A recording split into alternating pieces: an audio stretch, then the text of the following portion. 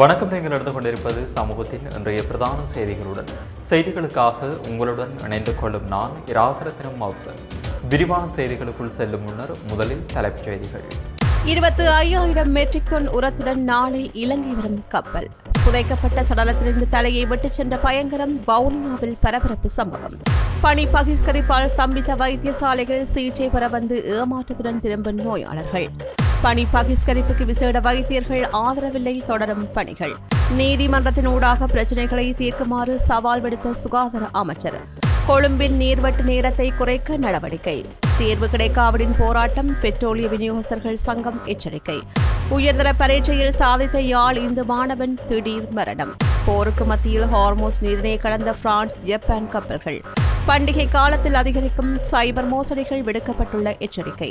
சாய்ந்தமருது பகுதியில் உணவகங்கள், வீதியோர மரக்கறி விற்பனை நிலையங்கள் பரிசோதனை. அவையமது தலைப்புச் செய்திகள். இனி தொடர்பான விரிவான செய்திகள்.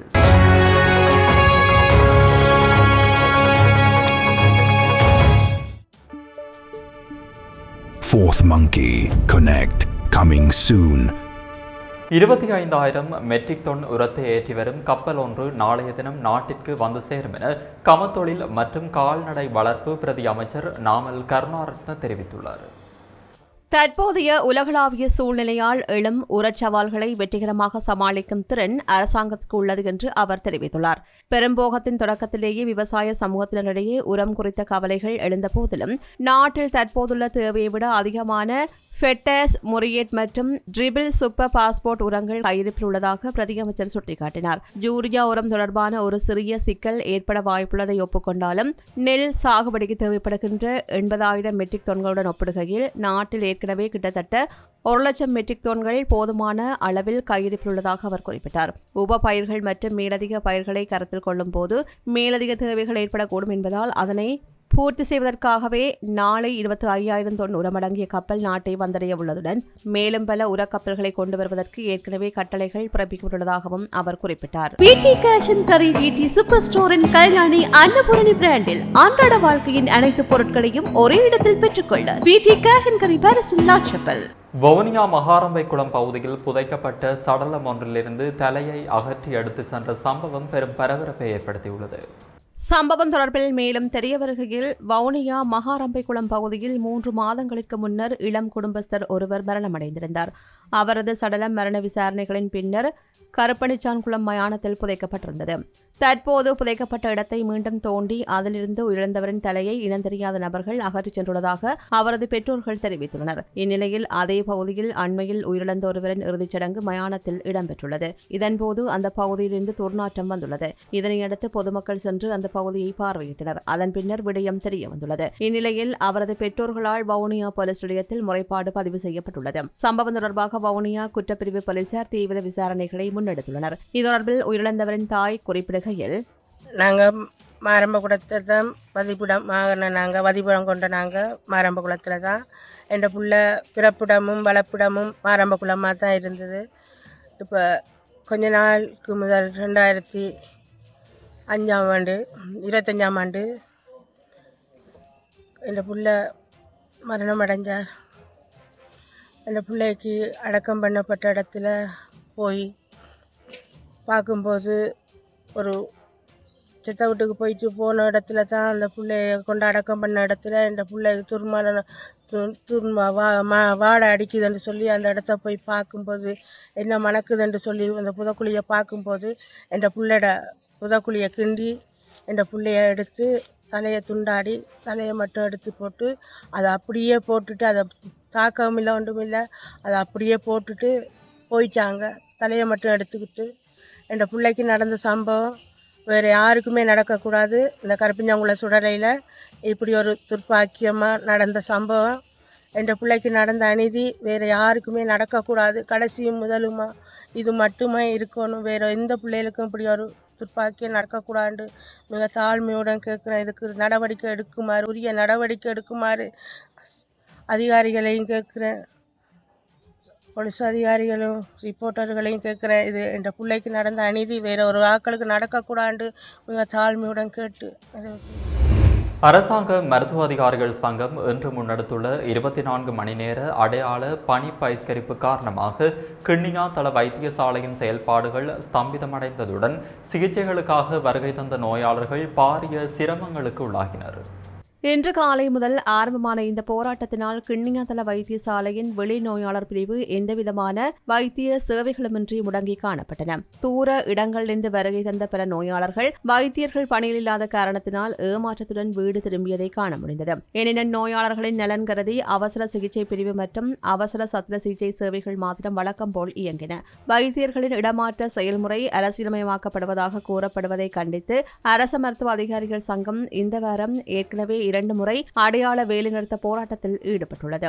இன்று 3வது தடவையாகவும் முன்னெடுக்கப்படுகின்ற பகிஷ்கரிப்பு காரணமாக நோயாளர்கள் கடுமையாக பாதிக்கப்பட்டுள்ளதாக அவர்கள் விசனம் தெரிவிக்கின்றனர். இங்க வந்தாங்க இஷ்டத்துக்கு சொல்றாங்க.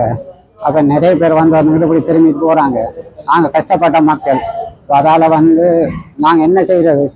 அப்ப பிரைவேட்ல எங்கள் மருந்து எடுக்கிற சல்லையும் இல்லை, அப்படி பிரச்சனையா இருக்கு. அப்போ இதால நாங்க தான் போக வேண்டியதா இருக்கு. நிறைய பேர் இப்படி பிரச்சனையால போறாங்க.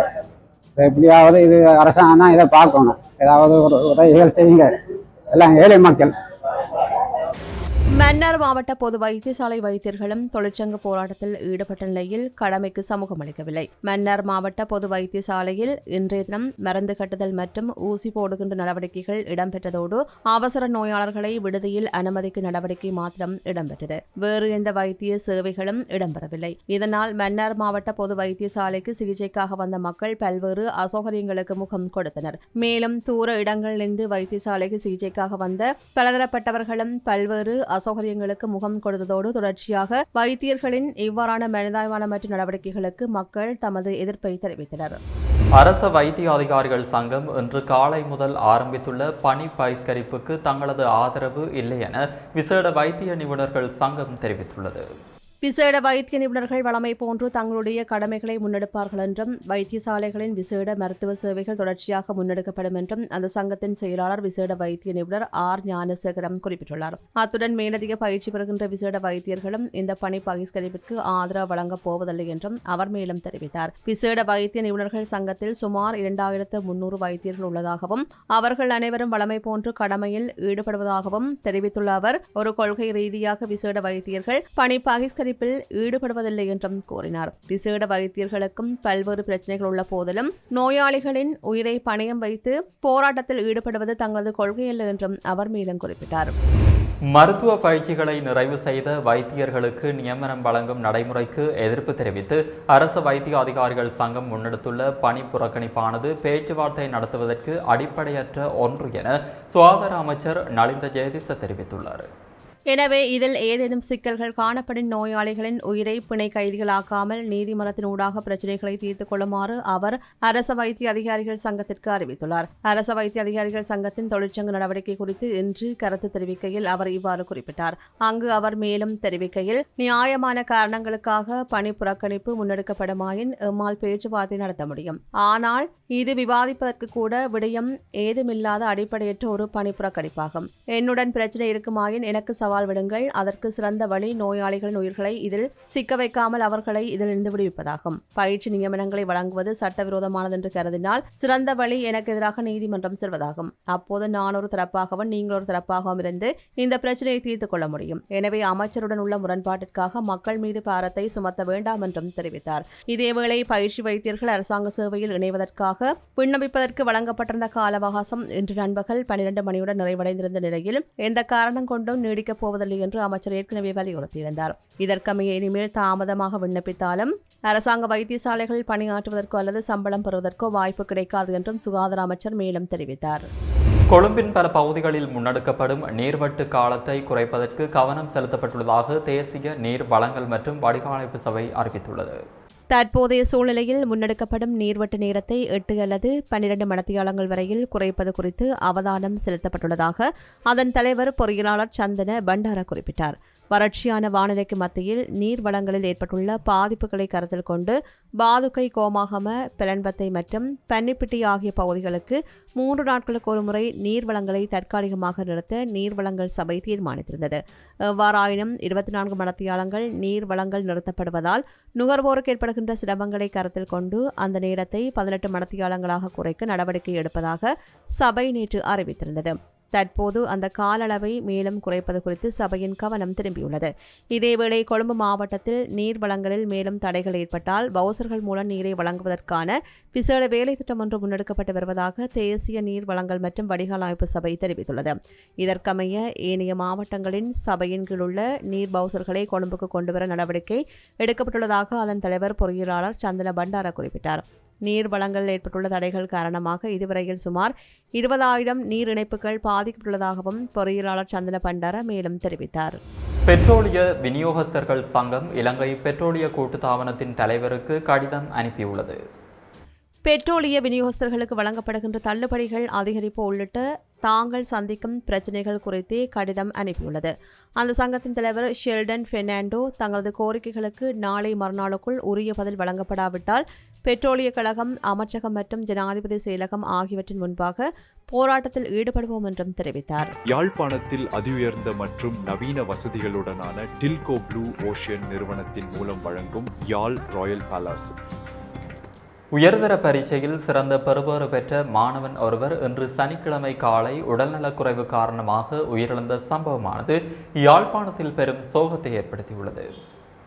யாழ் இணுவில் தெற்கு இணுவிலை வசிப்பிடமாக கொண்ட யாழ்ப்பாணம் இந்து கல்லூரி கல்வி கற்ற மாணவனான லவன் அக்ஷன் என்பவரை இவ்வாறு உயிரிழந்துள்ளார். இவர் அண்மையில் வெளியான 2025ஆம் ஆண்டுக்கான கல்வி பொதுராதர உயர்தர பரீட்சையில் கணித பிரிவில் 3A சித்திகள் பெற்று யாழ் மாவட்ட ரீதியில் 24ஆம் இடம் பிடித்து சாதித்திருந்தார். ரத்தத்தில் கிருமி தொற்று ஏற்பட்டமையே மரணத்திற்கு காரணம் என்று குறிப்பிடப்படுகின்றது. இந்நிலையில் தனது பரீட்சை பெறுவரை கூட சந்தோஷமாக கொண்டாடாமல் மாணவன் திடீரென்று உயிரிழந்த சம்பவம் பெரும் சோகத்தை ஏற்படுத்தியுள்ளது. ஈரானுக்கு எதிரான போர் தொடங்கிய பின்னர் முதல் முறையாக பிரான்சிற்கு சொந்தமான ஒரு கப்பலும் ஜப்பானுக்கு சொந்தமான ஒரு கப்பலும் நேற்று ஹோர்முஸ் நீரிணையை கடந்துள்ளதாக சர்வதேச ஊடகங்கள் செய்தி வெளியிட்டுள்ளன.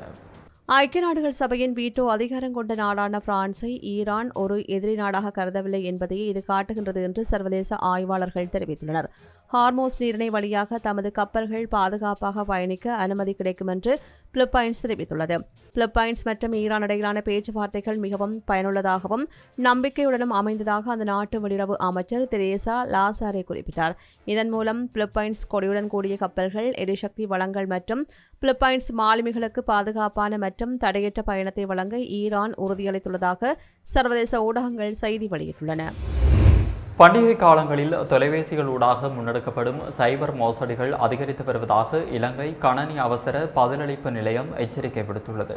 இது தொடர்பாக அந்த நிலையத்தின் சிரேஷ்ட தகவல் பாதுகாப்பு பொறியாளர் சருக தமுனுபுல கருத்து தெரிவிக்கையில், எதிர்வரும் சிங்கள மற்றும் தமிழ் புத்தாண்டு காலத்தை முன்னிட்டு தள்ளுபடிகள், பரிசு பணம் அல்லது விசேட சலுகைகளை வழங்குவதாக கூறி போலியான விளம்பரங்கள் மற்றும் இணைய இணைப்புகள் சமூக வலைதளங்கள் மற்றும் இணையம் ஊடாக பரப்பப்படும் அபாயம் காணப்படுகின்றது. எனவே இவ்வாறான சந்தேகத்திற்கிடமான இணைப்புகளை அழுத்துவதையோ அல்லது உங்களது தனிப்பட்ட தகவல்களை பரிமாறிக்கொள்வதையோ தவிர்க்குமாறு பொதுமக்களிடம் கோரிக்கை விடுக்கப்பட்டுள்ளது. கிளிநொச்சி கூட்டுறவாளர் மண்டபத்தில் ஜனநாயக தமிழ் தேசிய கூட்டணியின் ஏற்பாட்டில் மாகாண சபை முறைமையும் அதிகார பகிர்வும் எனும் கருத்தாடல் இன்றைய தினம் காலை 10 மணியளவில் ஆரம்பமாகி இடம்பெற்றது. இந்த நிகழ்வின் ஆரம்பத்தில் எழுத்தாளர் கருணாகரன் மற்றும் சுயாதீனமான ஊடகவியலாளர் தலைமையில் உயிர் நீத்த வீரர்கள் மற்றும் உறவுகளுக்கு மௌன வணக்கம் செலுத்தப்பட்டு ஜனநாயக தமிழ் தேசிய கூட்டமைப்பின் துணைத் தலைவர்களால் மங்கள விளக்கேற்றி ஆரம்பிக்கப்பட்டது. இந்த கலந்துரையாடலில் ஜனநாயக தமிழ் தேசிய கூட்டணியின் இணைத் தலைவர்களும் ஜனநாயக தமிழ் தேசிய கூட்டணியின் முக்கியஸ்தர்கள், பொதுமக்கள், சமூக செயற்பாட்டாளர்கள் என்று பலரும் கலந்து கொண்டனர். சாய்ந்தமருது சுகாதார வைத்திய அதிகாரி பிரிவுக்குட்பட்ட உணவகங்கள் மற்றும் வீதியோர மரக்கறி விற்பனை நிலையங்கள் இன்றைய தினம் பரிசோதனைக்குட்படுத்தப்பட்டன. இந்த பரிசோதனைகளின் போது நுகர்விற்கு தகுதியற்ற உணவுப் பொருட்கள் மற்றும் மரக்கறிகள் கண்டறியப்பட்டதுடன் அவை பொதுமக்களின் நலனை கருத்தில் கொண்டு உடனடியாக அந்த இடத்திலேயே அகற்றப்பட்டு அளிக்கப்பட்டன. மேலும் விற்பனையாளர்களுக்கு சுகாதார விதிமுறைகள், உணவு பாதுகாப்பு நடைமுறைகள் மற்றும் சுத்தமான சூழல் பராமரிப்பு குறித்து தேவையான ஆலோசனைகள் மற்றும் வழிகாட்டுதல்கள் பொது சுகாதார பரிசோதகர்களினால் வழங்கப்பட்டன. பொதுமக்களின் ஆரோக்கியத்தை பாதுகாப்பது முக்கிய பொறுப்பாக இருந்தாலும் இத்தகைய பரிசோதனைகள் தொடர்ச்சியாக முன்னெடுக்கப்படும் என்பதை சாய்ந்தமருந்து சுகாதார வைத்திய அதிகாரி தெரிவித்துள்ளார். நாட்டில் மீன்களின் விலை குறைந்துள்ளதாக அறிவிக்கப்பட்டுள்ளது. பேலியகுட மத்திய மீன் சந்தை தொகுதியின் வியாபாரிகள் சங்கத்தின் தலைவர் ஜெயஸ்ரீ விக்ரமராட்சி இதனை தெரிவித்துள்ளார். தற்போது நிலவுகின்ற கடும் வெப்பமான வானிலை அடுத்து மீனவர்கள் கடலுக்கு செல்வதை தவிர்த்துள்ளமை மற்றும் மீன்பிடித்தல் குறைவடைந்துள்ளமை போன்றவை இதற்கு காரணங்களாகும்.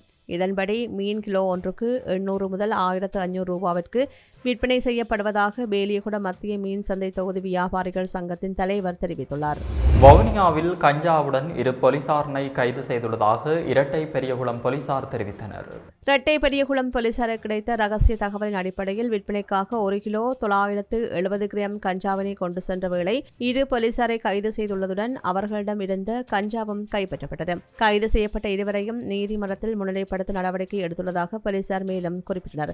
இதேவேளை கைது செய்யப்பட்ட இருவரும் சாய்ந்தமருது மற்றும் மஸ்கெலியா ஆகிய பிரதேசங்களைச் சேர்ந்தவர்கள் என்பது குறிப்பிடத்தக்கது. இத்துடன் சமூகத்தின் பிரதான செய்திகள் நிறைவடைகின்றன. தொடர்ந்தும் சமூகத்துடன் இணைந்திருங்கள். நன்றி, வணக்கம். எமது RIP பேச்சுக்கு கிடைத்த மரண அறிவித்தல்கள். யாழ்ப்பாணம் கதிரிப்பாய் முரசொலியை பிறப்பிடமாகவும் வதிவிடமாகவும் கொண்டிருந்த திருமதி மகேந்திரம் ஈஸ்வரி அவர்கள் 3/4/2026 வெள்ளிக்கிழமை அன்று காலமானார். நுவரெலியா சென்ட் லெனால்ட்ஸ் தோட்டத்தை பிறப்பிடமாகவும் வதிவிடமாகவும் கொண்டிருந்த திருமதி சிவசுப்பிரமணியம் லட்சுமி அவர்கள் 3/4/2026 வெள்ளிக்கிழமை அன்று காலமானார். யாழ்ப்பாணம் ஊர்காவற்துறை வேட்கை பிறப்பிடமாகவும் கொழும்பு குட்டாஞ்சீனையை வதிவிடமாகவும் கொண்டிருந்த திருமதி மேரி ஜோசப் மலரம்மா சபரிமுத்து அவர்கள் 2/4/2026 வியாழக்கிழமை அன்று காலமானார். யாழ்ப்பாணம் மட்டுவிலை பிறப்பிடமாகவும் வதிவிடமாகவும் கொண்டிருந்த திரு சின்னத்தம்பி கந்தையா அவர்கள் 2/4/2026 வியாழக்கிழமை அன்று காலமானார். மேலே அறிவிக்கப்பட்ட அனைத்து மரண அறிவித்தல் இறுதிக்கிரியை பற்றிய தகவல்களை அறிந்து கொள்ள ரிப்டாட் பேஜை பார்வையிடுங்கள். இதற்கான லிங்க் கீழிருக்கும் டிஸ்கிரிப்ஷனில் பார்வையிடலாம். இது போன்ற செய்திகளை தெரிந்து கொள்ள சமூகம் நியூஸ் சேனலை சப்ஸ்கிரைப் செய்து அருகில் உள்ள பெல் பட்டனை கிளிக் செய்யுங்கள். மேலும் இது போன்ற செய்திகளை உடனுக்குடன் தெரிந்து கொள்ள சமூகமீடியா.com என்ற இணையதளத்தின் வாயிலாகவும் எங்களுடன் இணைந்திருங்கள்.